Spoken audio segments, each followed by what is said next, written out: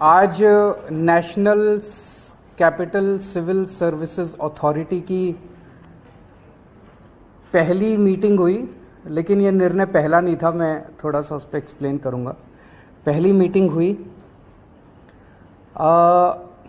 ये पूरा का पूरा जो ऑर्डिनेंस है, पहले हमें समझना पड़ेगा इस ऑर्डिनेंस के ज़रिए केंद्र सरकार ने किस तरह से शातिर तरीके से दिल्ली में 3 बार चुनाव हारने के बाद दिल्ली सरकार के ऊपर कब्जा करने की कोशिश की है। उन्होंने कई ऐसे प्रोविजंस इसके अंदर लिखे हैं अध्यादेश के अंदर, जिसके ज़रिए मंत्री और मुख्यमंत्री, जो चुनी हुई सरकार है, जो चुनी हुई कैबिनेट है, उसके ऊपर हर जगह इन्होंने एक अफसर को बिठा दिया। अब डिपार्टमेंट्स में मंत्री की नहीं चलेगी, अफसर की चलेगी। अफसर को मंत्री का बॉस बना दिया। कैबिनेट के अंदर कैबिनेट की नहीं चलेगी, चीफ सेक्रेटरी की और एलजी की चलेगी, उसके ऊपर उन्होंने चीफ सेक्रेटरी को बिठा दिया। एक ये कहने को एक अथॉरिटी बना दी। अथॉरिटी के अंदर 2 अफसर केंद्र सरकार के होंगे और एक मुख्यमंत्री होगा, तो इसके अंदर मुख्यमंत्री के ऊपर 2 अफसरों को बिठा दिया। तो हर जगह इन्होंने अफसरशाही को सारा कंट्रोल दे दिया और अफसरशाही केंद्र सरकार कंट्रोल करेगी। अफसरों के ऊपर केंद्र सरकार का कंट्रोल होगा, सर्विसेज के जरिए और विजिलेंस के जरिए। तो एक तरह से केंद्र सरकार दिल्ली सरकार को अफसरों के जरिए चलाना चाहती है। हमारा देश एक जनतंत्र है, भारत एक जनतंत्र है, और संविधान, भारत का संविधान की मूल आत्मा यही है कि हम एक जनतंत्र हैं। जनता सरकार चुनती है और उस सरकार को काम करने के सारे अधिकार होते हैं, और वो सरकार, चुनी हुई सरकार, अफसरों के जरिए काम करती है। वो अफसर चुनी हुई सरकार को रिपोर्ट करते हैं। ये शायद दुनिया के इतिहास में पहली बार भारतीय जनता पार्टी ने ऐसा षड्यंत्र रचा है कि अब अफसर जो है वो चुनी हुई सरकार के ऊपर होंगे। क्यों? क्योंकि उन अफसरों के ऊपर केंद्र सरकार का कंट्रोल है। केंद्र सरकार उन अफसरों को कंट्रोल करती है, किसी को भी ट्रांसफर कर सकती है, किसी को सस्पेंड कर सकती है। कि अफसरों के ऊपर केंद्र सरकार का कंट्रोल है और अफसर जो है वो मंत्रियों के ऊपर बैठेंगे। तो जैसे किसी भी डिपार्टमेंट में मंत्री जो है वो अगर कोई आदेश देगा तो अफसर डिसाइड करेगा कि आदेश सही है कि गलत है। अगर अफसर को लगता है कि आदेश सही नहीं है, अगर वो, तो ये बहाना मार के कि वो अफसर आदेश सही नहीं है, वो अफसर आदेश मानने से इनकार कर सकता है। सरकार कैसे चलेगी ऐसे?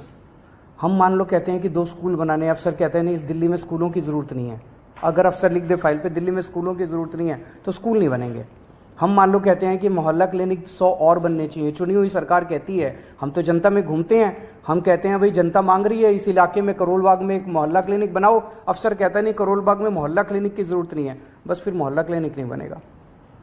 हम कहते हैं यहाँ पे पानी गंदा आ रहा है, अफसर लिख देता है पानी ठीक आ रहा है, पानी ठीक आ रहा है, फिर अफसर ने लिख दिया पानी ठीक आ रहा है। फिर हम कहते हैं यहाँ पे गंदगी बहुत ज़्यादा हो गई है, अफसर कहता है नहीं गंदगी नहीं है, सही है, तो बस फिर सही है।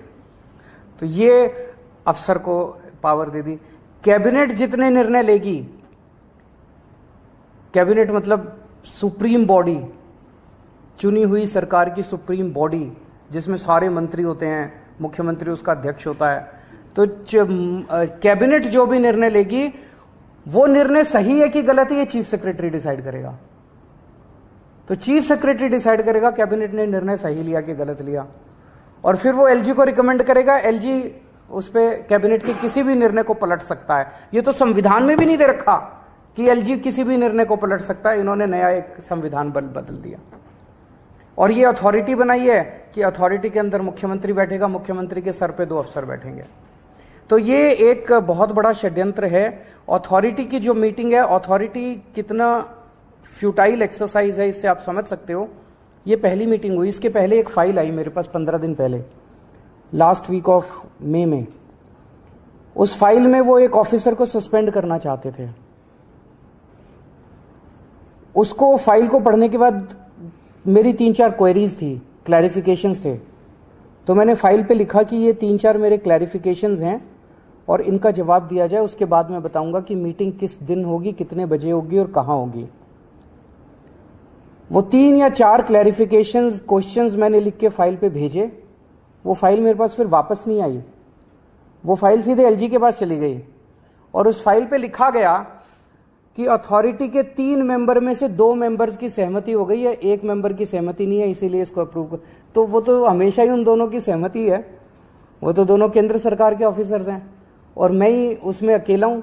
तो मतलब मैं अगर कोई उस मीटिंग के अंदर क्वेरी भी करता हूं, क्लैरिफिकेशन भी मांगता हूं, तो मेरी क्लैरिफिकेशन के जवाब भी देने की जरूरत नहीं है। तो वो एलजी साहब के पास उन्होंने फाइल भेजी, एलजी साहब ने लिख दिया कि ऑफिसर को सस्पेंड कर दिया जाए, ऑफिसर को सस्पेंड कर दिया गया। मेरे पास ना ऊपर जाते टाइम फाइल आई, ना नीचे जाते टाइम फाइल आई। मेरे पास तो जब फाइल आई मैंने उस पर क्वेरी रेज की और क्वेरी के बिना जवाब दिए उन्होंने एलजी से अप्रूवल। फिर अथॉरिटी की जरूरत क्या यार? तो ये दिखाता, ये सारी चीजें हम सुप्रीम कोर्ट लेके जाएंगे और हमें पूरी उम्मीद है, सुप्रीम कोर्ट से भी उम्मीद है और सारी पार्टियों से भी उम्मीद है कि अगर सुप्रीम कोर्ट में भी मिलेगी, राहत मिलेगी और अगर राज्यसभा में, संसद में बिल आता है तो उसको जीतने नहीं देंगे। आज एक मुद्दा था जिसमें एक ऑफिसर के ऊपर कुछ डिसिप्लिनरी प्रोसीडिंग्स थी, उसने ये फॉरेंसिक लैब में कुछ गड़बड़ की थी, उस पे वो ब्लैक एंड व्हाइट मुद्दा था, उसमें तीनों की सहमति थी कि इसको सस्पेंड कर, इसके खिलाफ डिसिप्लिनरी प्रोसीडिंग शुरू की जाए। यानी आप ये कहना चाह रहे हैं कि अथॉरिटी की बैठक से पहले ही ये निर्णय ले लिया जाता है और आपको सिर्फ जानकारी भी नहीं दी जाती? पिछली वाली जो मीटिंग थी उसमें मैंने जैसे बताया, मेरे पास फाइल आई कि इस अफसर को सस्पेंड किया जाए। मैंने कहा कि इसको क्यों सस्पेंड किया जाए, इसके लिए 3 क्लैरिफिकेशन मैंने मांगी। वो 3 क्लैरिफिकेशन का जवाब देना चाहिए था कि ये कारण है। वो 3 क्लैरिफिकेशंस के जवाब देने की बजाय उन्होंने फाइल सीधे एलजी को भेज दी कि अथॉरिटी के 3 सदस्यों में से 2 सदस्य तैयार हैं। वो दोनों तो उनके अफसर हैं अपने ही, उन दोनों ने साइन कर दिए, मुख्यमंत्री की इनको जरूरत ही नहीं है। जनतंत्र गया, जनतंत्र की ऐसी तैसी। सर, आपने लॉ एंड ऑर्डर को लेकर भी एलजी को चिट्ठी लिखी है।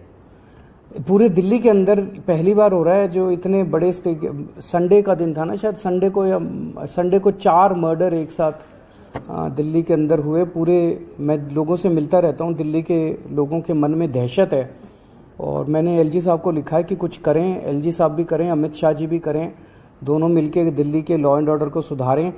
जैसे दिल्ली में हमने एजुकेशन ठीक कर दी, हमारे पास जो जो क्षेत्र थे उनमें से कई क्षेत्र ठीक कर दिए। अगर आज लॉ एंड ऑर्डर, हम पंजाब में हमारे पास लॉ एंड ऑर्डर पहली बार आया। शुरू में आपने देखा कितनी दिक्कत हुई क्योंकि वो पुरानी सरकारों ने कितना गंद मचा रखा था। आज पंजाब लॉ एंड ऑर्डर के मामले में दिल्ली में टॉप के 1-2, इंडिया टुडे का शायद सर्वे आया था, टॉप के स्टेट्स में माना जाता है। लॉ एंड ऑर्डर इतना शानदार कर दिया हम लोगों ने पंजाब के अंदर। दिल्ली में अगर लॉ एंड ऑर्डर हमें दे दिया जाए, अगर पुलिस का कंट्रोल हमें दे दिया जाए दिल्ली के अंदर, देखिए हम कितना अच्छा लॉ एंड ऑर्डर करके दिखाते हैं। तो एलजी साहब को मैंने लिखा, पहले थाना लेवल कमिटीज होती थी हर विधानसभा के अंदर, हर थाने के ऊपर।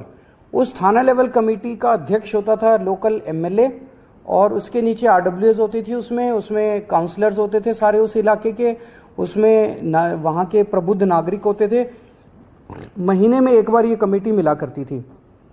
इस कमेटी को रिवाइव करने की ज़रूरत है।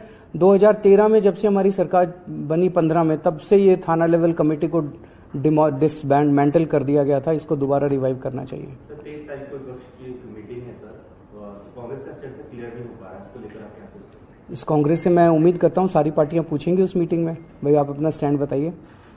और मैं समझता हूँ कि सबसे पहला, उस मीटिंग का सबसे पहला एजेंडा होगा अध्यादेश, कि दिल्ली के अंदर जनतंत्र को खत्म करने के लिए, और मैं वहाँ सारी पार्टियों को समझाऊंगा, टेक्निकली भी कॉन्स्टिट्यूशन लेके जाऊंगा, मैं संविधान लेके जाऊंगा, कि आप ये ना समझें कि ये दिल्ली आधा राज्य है इसलिए दिल्ली के बारे में ये अध्यादेश आया है। ये अध्यादेश तमिलनाडु में भी आ सकता है, ये अध्यादेश महाराष्ट्र में भी आ सकता है, वेस्ट बंगाल में भी आ सकता है, पंजाब में भी आ सकता है। कंकरेंट लिस्ट की जितने सब्जेक्ट्स हैं, केंद्र सरकार अगर इसी तरह का अध्यादेश लाती है तो फुल स्टेट्स के अंदर भी कंकरेंट लिस्ट के सब्जेक्ट्स को वो खत्म कर सकती है।